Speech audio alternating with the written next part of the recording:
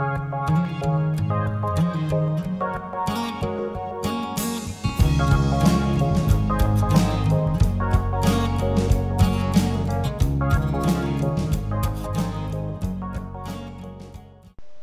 marriage is many things. It can be beautiful, it can be successful, long-lasting, and the stuff of legend. The kind of pairing that authors dream about and place into their fanciful stories. But one thing marriage is not is easy. And I don't say this to be pessimistic, that's not my style. Any two people that attempt to cohabitate for any decent length of time will encounter episodes of trial just for being two different people. So what is the key to a long-lasting till death do us part marriage? Why do some people seem so right for one another end up being so wrong? Why do the statistics of divorce show that Christians and non-believers experience about the same rate of failure? Perhaps most importantly, what does this guy that's 36 years old, just now approaching 10 years of marriage, know about any of this? Well, maybe nothing. But in one of those rare moments when epiphany strikes, I had a series of images pass through my mind. Funny thing is, I wasn't even focusing on the topic of marriage. I did what only guys are able to do, and I literally zoned out. I let my mind turn to mush and go blank. My eyes were glazed over, but staring at the door in front of me. It was as if I was looking through the door instead of at it. And then my focus shifted to the hinge holding up this wooden entry point. The pieces of the hinge broke apart in my mind's eye, and I analyzed the components one by one. A secular look at marriage clearly reveals these two pieces.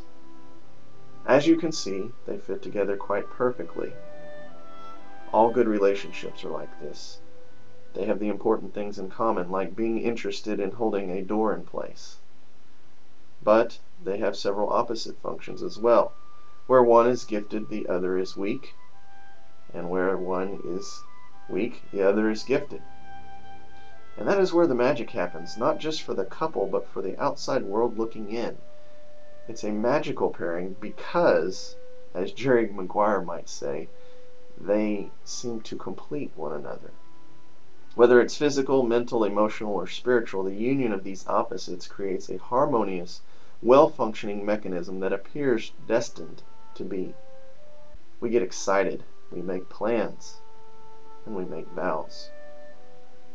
So what's missing? Well, from this angle it would seem nothing. Hang a marriage on this hinge, it's ready to go.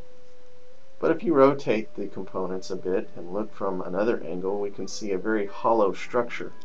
There's no pin, no inner guts, no substance to bring this harmonious pairing into proper working order.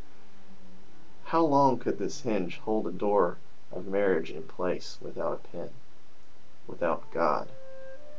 You see, it's never been about just two becoming one, it's been about two focusing on the one. It's my opinion that marriage has no chance of success without God as the very focus and priority of the two persons' lives that are entering into it. Sure, some hinges might stay together without a pin, so long as no one ever opens the door and puts its functionality to the test, but what are the odds?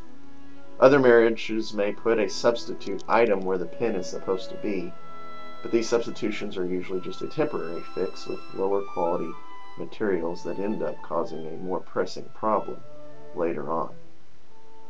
And so union after union turns into termination, regret, depression, broken homes, and battle lines. Christians are not immune, not because they fail to believe in God, but because they fail to keep Him as a priority. Somewhere along the line, the pin was pulled and the focus was shifted. This can be done for a time, and again, so long as the door of marriage isn't tested in those moments, things might stay together.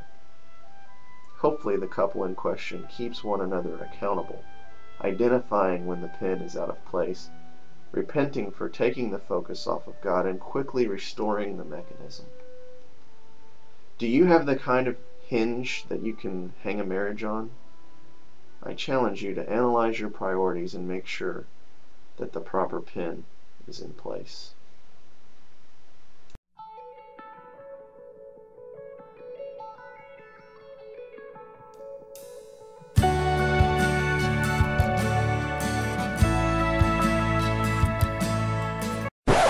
An edgehead? Of course I'm an edgehead. And that's all I got to say about that.